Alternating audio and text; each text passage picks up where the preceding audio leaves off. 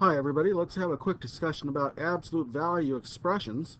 An absolute value is defined as the absolute value of A is equal to a number itself if that number is greater than or equal to 0, or its opposite, the negative of that number if that number is less than 0.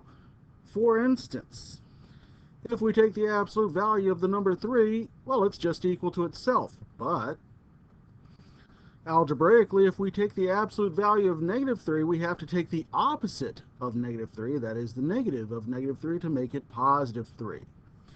Absolute value can also be expressed as a distance between two numbers. So for any value x, a distance away from some number a, the distance will be equal to the difference between the number and a.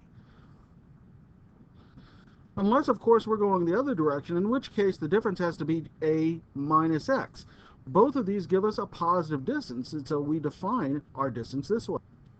We say the distance from any number x to the number a, distance from x to a, will be equal to the absolute value of the difference between those two numbers. And we can see how this works with our definition above. If x is somewhere to the left of a, that is, if it's less than a, then the absolute value of x minus a is equal to the opposite of the difference from x minus a, which is negative x plus a, or as we stated above, a minus a. On the other hand, if we're to the right, that is, if x is more than a, then the absolute value of x minus a is simply equal to itself.